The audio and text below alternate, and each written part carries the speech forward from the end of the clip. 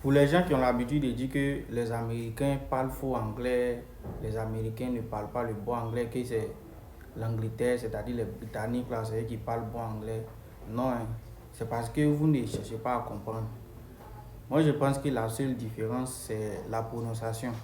Voilà, les Américains, d'abord même aux États-Unis, il y a plusieurs États. Et parmi les États, là, chaque État a son accent.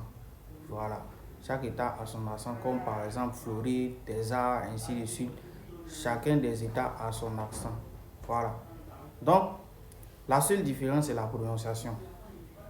C'est la prononciation. Vous voyez, à New York, par exemple, comment ils s'expriment. Il y a des mots, c'est les mêmes mots qu'ils utilisent, seulement qu'ils ne prononcent pas les mots là de la même manière. Vous voyez, donc c'est ce qui fait que les gens qui ne comprennent pas disent que non, ils parlent faux anglais. Non, ils ne parlent pas faux anglais. Je prends un exemple tout court. Ce mot là, par exemple, nous on va dire ici, on va lire ce mot là ici, water, water. Mais si tu montres ce mot là à un Américain, lui il va dire water, water. Où il y a T et il prononce un peu comme D.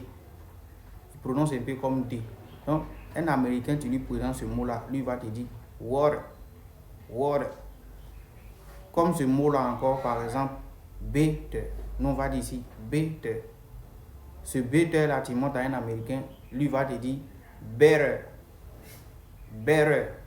Tu vois un peu? Donc, la seule différence, c'est la prononciation. Voilà, c'est ce que moi je comprends. La seule différence, c'est la prononciation. Et donc, si tu veux comprendre un Américain, il faut t'adapter à ses prononciations. Il faut s'adapter à ses prononciations. Et lorsque tu t'habitues à ces prononciations-là, tu vas comprendre facilement ce qu'il va te dire. Donc, si tu as aimé la vidéo, d'abord, il faut partager et mettre en commentaire ce qui ne comprend pas et faire une vidéo spécialement pour toi.